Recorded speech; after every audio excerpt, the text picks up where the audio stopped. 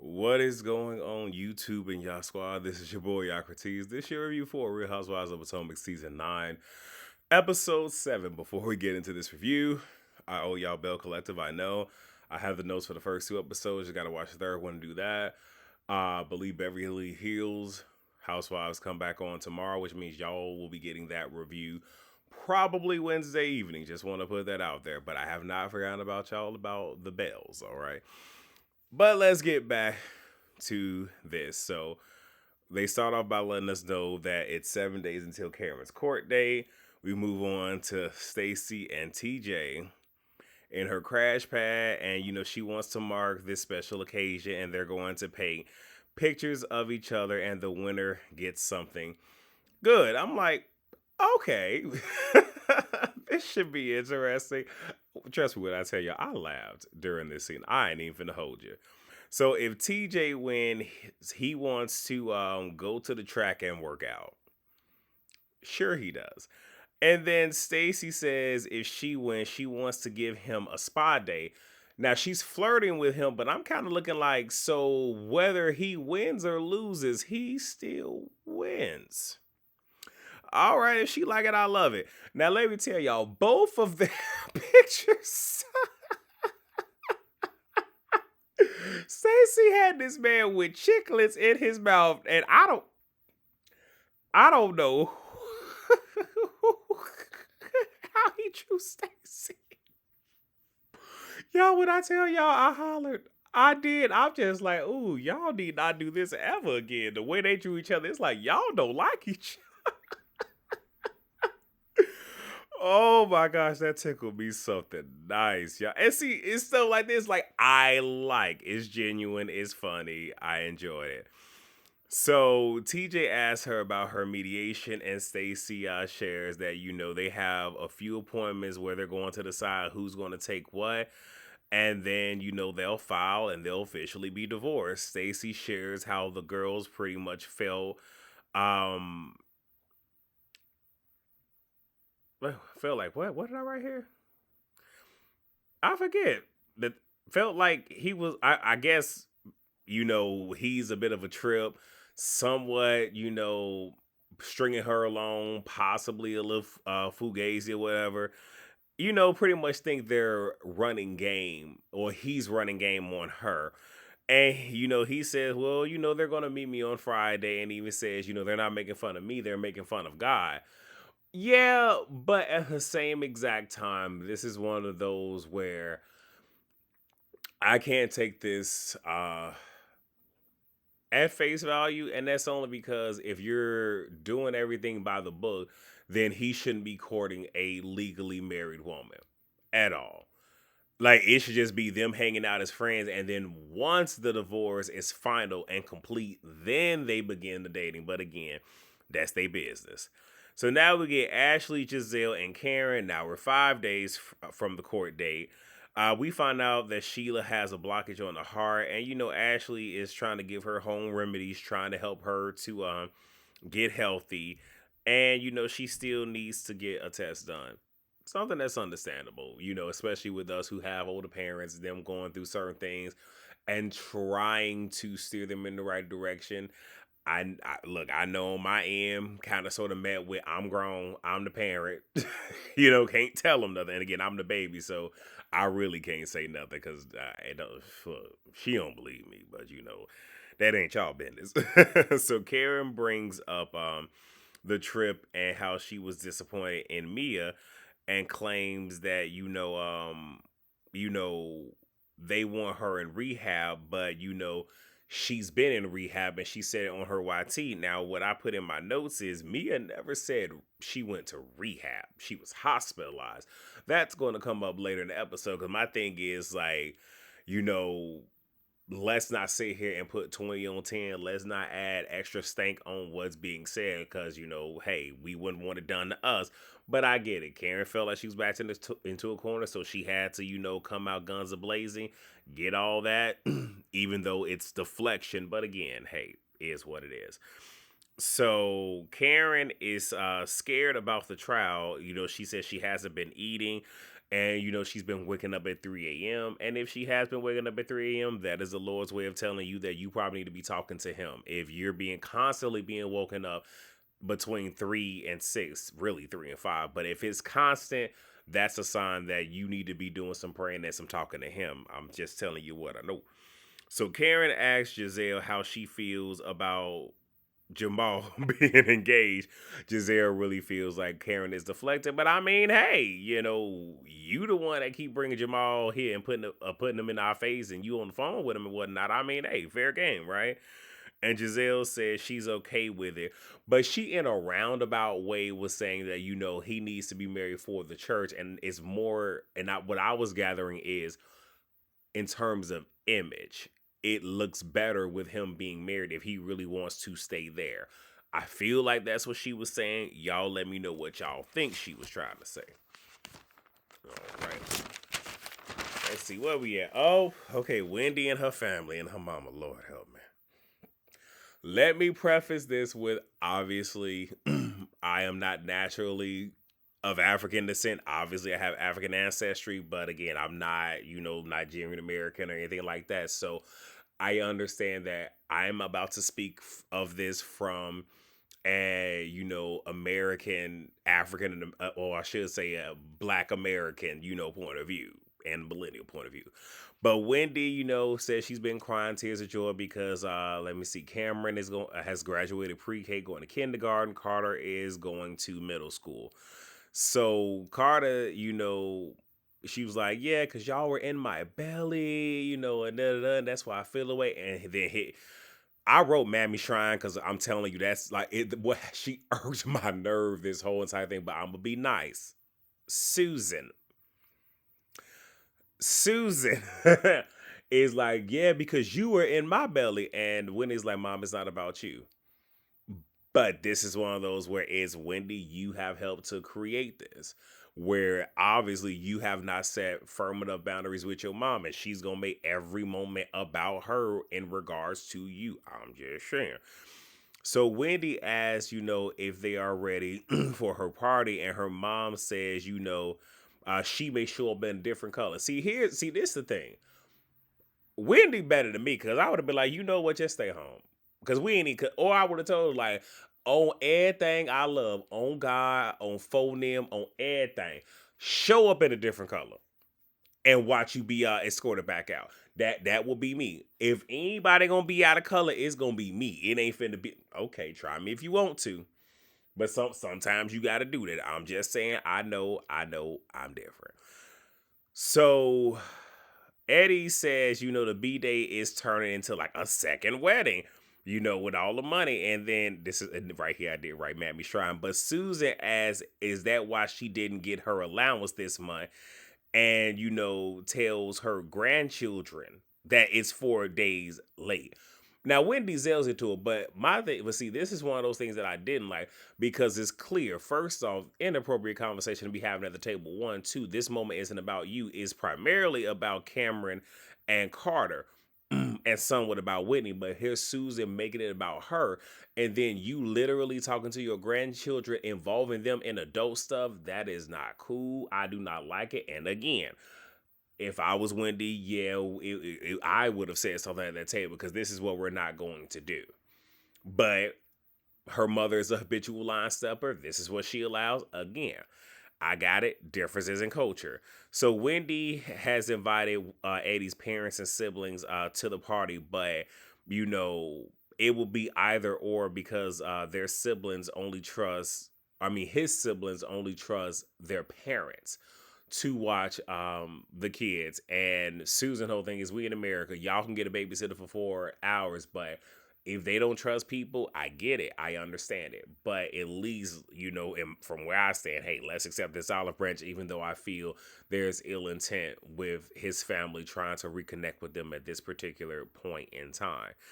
So, they toast to the kids, and Wendy tells them to follow your heart, and says at a minimum they need to get a master's degree if they want access to their trust. And Carter says, so it's optional. And here's what I'm going to say.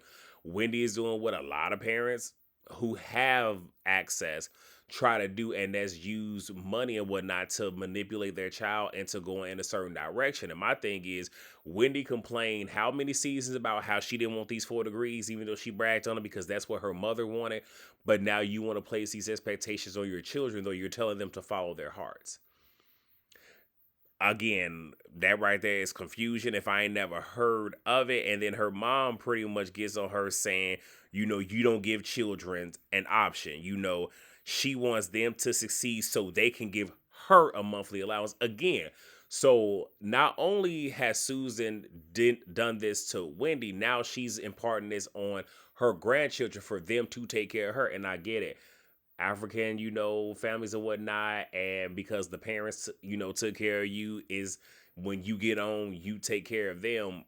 And I get all that. And I'm gonna say this: my mother has 3 boys, and we all, to a certain degree, make sure that she's taken care of. But guess what? My mother did work. My mother is on a fixed income. My mother does have properties that is giving her, passive income, where it's without even relying on her boys, because my mom at a certain age just stopped having to depend on people because she didn't want nothing being held over her head by another person. But it's funny to me because it seemed like once Susan saw that Wendy was at a certain level, it seemed like she just stopped doing for herself. But again, I don't know, ain't my business. Let me get off this lady mama. So we get Ashley, Sheila, Dean, and Diana. So Ashley is trying to get her mom's, hold on, wait. Yeah, Ashley's trying to get her, her mom to, eat healthy, partake in some healthy things and whatnot. They talk about her divorce, don't care. We find out that Sheila's man is now beginning to help her financially, but it's not enough. So she still is primarily, the breadwinner. And I will say this was a real moment that I did appreciate from Ashley, because Ashley is looking at her mom like, I now see what it is to be a single mom, having to, take on a whole lot, and even seeing like, I think she still, to a certain degree, is helping to take care of her mom. So, and just saying how she wants better for her mom.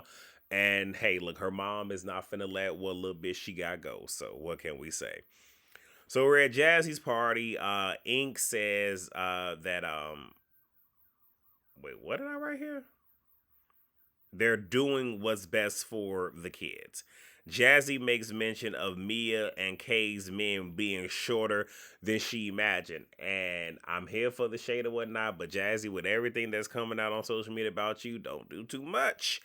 Kay wants to set the record straight with Mia about, the whole her boyfriend and current boyfriend, like, he's not a drug dealer, he's a social worker, da da da.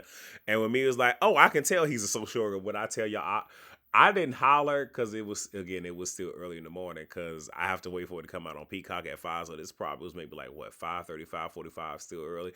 I wanted to holler so loud, but I had to control myself because I'm like, hey, I don't even know if you caught that shade, but I did.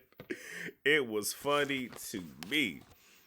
So Stacy walks in with TJ, and everybody's kind of looking like, yep, and it's one of those where whatever everybody's respective preconceived notions were about TJ, I guess all were true. Eddie, says, when it comes to a relationship, it's best to, be friends first. And then TJ like, yeah, because if it's all of, physical, then you get bored. I'm looking at teachers like, sir. Now, mind you, socially awkward and everything. Here's the thing, I'm corny. That this boy is corny. Let me tell you. So we meet Jazzy's man Darius. Mia approaches Karen and says, Giselle pretty much told me what you said. Giselle then pulls them to the side to have a conversation, despite the fact over time the other girls eventually joined them, so there was really no need to pull them to the side. Giselle says like, I didn't add no extra hot sauce on it, and based off what we saw in the flashback, Giselle kept it a buck with her, where it's just like, this is what was said. And Mia lets us know that, she never says it that she was never in rehab. She, overdosed and was in the hospital. And she says to her interview the reason why she was heavy on the prescription drugs is because she had a C-section, and because of that they gave her opioids for the pain, and then she abused it, and that's how she got there. Again, I know nothing about that. I'm a whole ass man, so again, I don't know if that's true or not. Ladies, y'all let me know. That ain't my business. So Mia feels that Karen is coming for her. Karen feels the same way, and Karen, the whole thing is we can move forward, like let this be the starting point. But if you come for me, hey, I'm gonna serve it right back to you, and I'm gonna go as low as I need to go. Ain't mad at it. They decide to move on. So we get Karen and her cousin David, and she hasn't seen him since the morning. No, she hasn't heard from. Well, she said it's either seen or heard from him since the morning of the accident. David, is worried about her stress, and Karen says that she's been internalizing grief. She doesn't want to have to feel strong all the time, which being a strong individual, I know that feeling and whatnot. I've been a person where if other people are going through, I'm gonna be there for them. But when I'm going through, I'm not gonna lie, I will push it down, push it down, push it down, because I know at the end of the day, I will be all right. I know how to bounce back, and sometimes I suck at letting people in and being vulnerable to where I can just purge and just like let it go. So I get that. But at the same time, I know how to allow myself time to sit down and to grieve. And she lets us. And here's the thing, I said this in a previous review where, and I think I even said on the panel, where if all these things were going on, that she needs to sit down and take care of. Because here's something for y'all. This some real.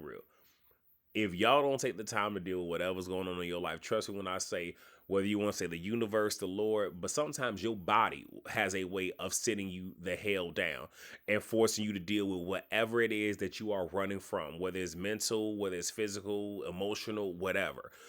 So Karen's whole thing is, it all started with the taxes, trying, the whole rate down with that. Then her mother, I think she said her parents were getting sick. Then after that, she had to move some stuff around to help her husband out financially. Then her parents died. So and I can understand the whole, it's back to back to back.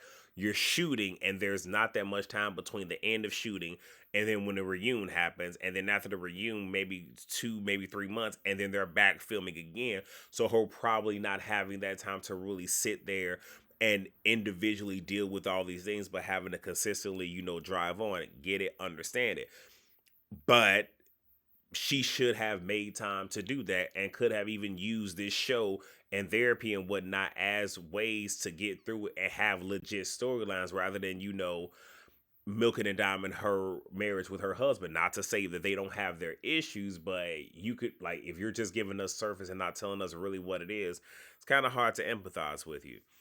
So we find out that David was on the phone when she crashed and he begins to break because I'm assuming that while he was on the phone with her, she probably was purging and everything. And then that's when it happened. Again, we don't know. She can only tell us so much. Hopefully, when we get to the reunion, we'll get some more clarity. And we're probably going to have either whole episode or half of a reunion just dealing with Karen and what she got going on. So, her thing is right now she's focusing on court and focusing on healing. I hope so. I hope so. So now we get Mia, Ink, and Gordon. Ink has a look of disgust on his face when Gordon comes in. Now, either that was just something they spliced in, or maybe that was literally when it happened, and that ain't a good look, bruh. So Gordon had expressed to me that he doesn't want to film with Ink. When the kids are around, he's okay with being cordial, but that's it. Which lets me know that Mia set him up to have this interaction. That's what that's given to me. Ink says, he's here to support his lady, and Gordon is there for co-parenting reasons. Now, right there, yeah, I would have had a whole attitude with him because, bro, you not finna sit here and tell me what the hell I'm here for, especially when it comes to my. See, right there, baby, that would have been it. That would have been it. Like, okay, yeah, real, you are not really there. We're just reviewing the show right now. Oh, okay. Back to these notes. And he's like, I don't have an issue with you. Mia says they have to figure out the co-parenting, and what's best for the children. Gordon says he would not do anything to promote their relationship. He's not okay with it. Mia brings up Ink as a part of their co-parenting, and Gordon doesn't need him. That's what he's saying. And he's like, when he sees him, he sees someone who had adultery with his wife and a person that's trying to separate his family. Ing is like, man, that's cap, that's cap.